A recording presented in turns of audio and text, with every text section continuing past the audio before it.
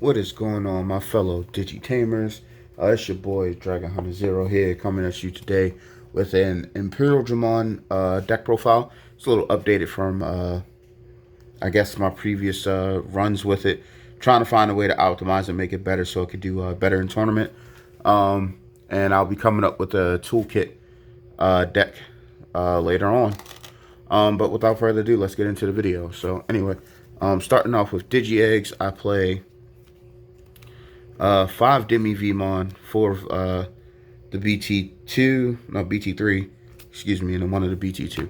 So, when a blue Digimon, is it blue? No. Yeah, when a Digimon becomes unsuspended, gain 1000 DP, and then these 4, if the Digimon that's attacking has jamming, draw a card once per turn. Not really much to say about them. I was thinking about actually swapping this out for Upamon, but I'm not too sure if I should do that yet. Same thing with like Sora and Joe. I'm not really sure about what my ratio on Tamers should be, so I only play 4 at the moment. But there's a chance I could put more in. But anyway, on to our rookies. I play 4 copies of Elecmon. Let me just adjust the camera a little bit. Sorry. Yeah, so I'll play 4 copies of Elecmon. He's just efficient to bring out.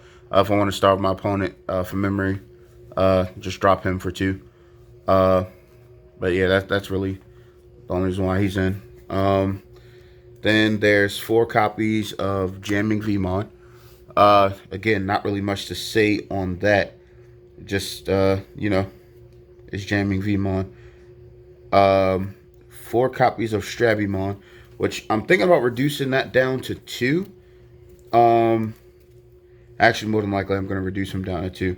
Because all he does is searches for Tamers and Hybrids. And I don't really play that many Tamers or that many Hybrid Digimon in this set. So, probably take 2 of him out to basically add 2 more copies of Gabumon.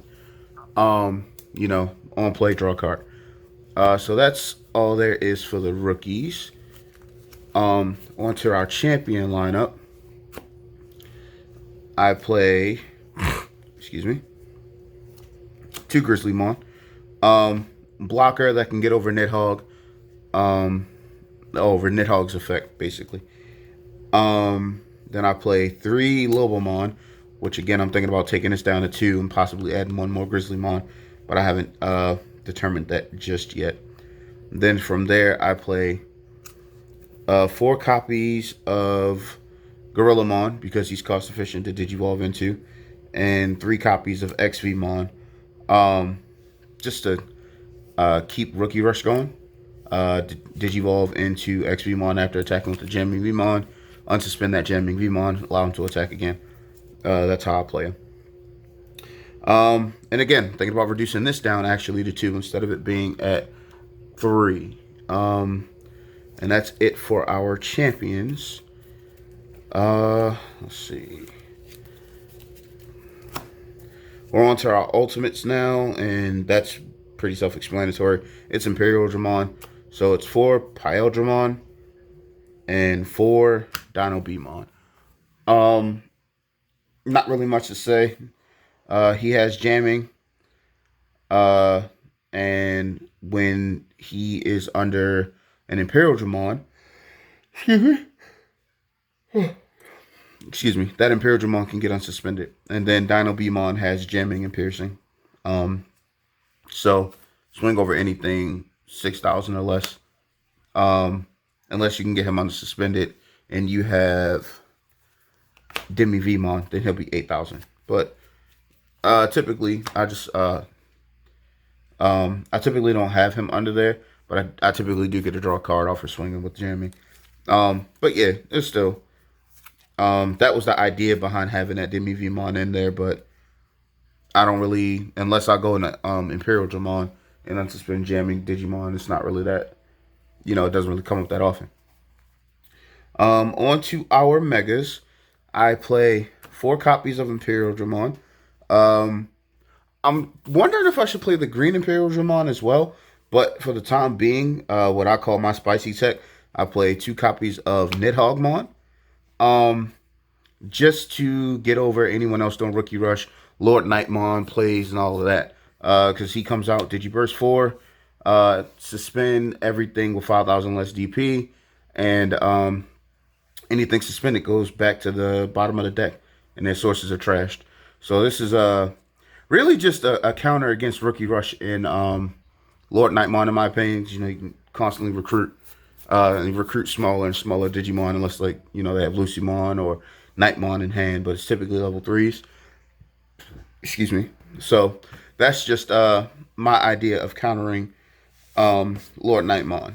And then we go to everything beyond that.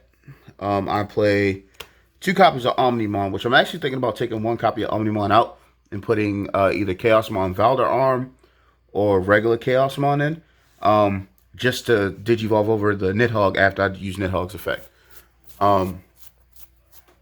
That's the only reason why. Well, that's the only purpose that Chaosmon would have.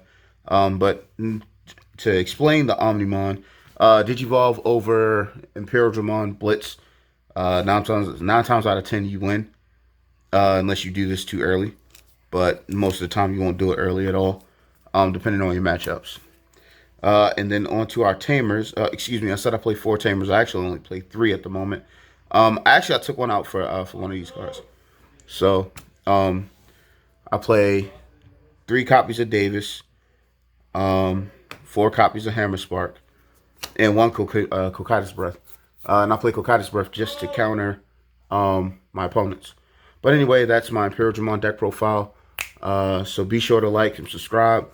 Any ideas that you have, any edits that you would make to this deck profile, please let me know. Again, I will be playing this in tournaments. And also, as a little announcement, I'm not going to say this week, probably the week after next week, as of this upload.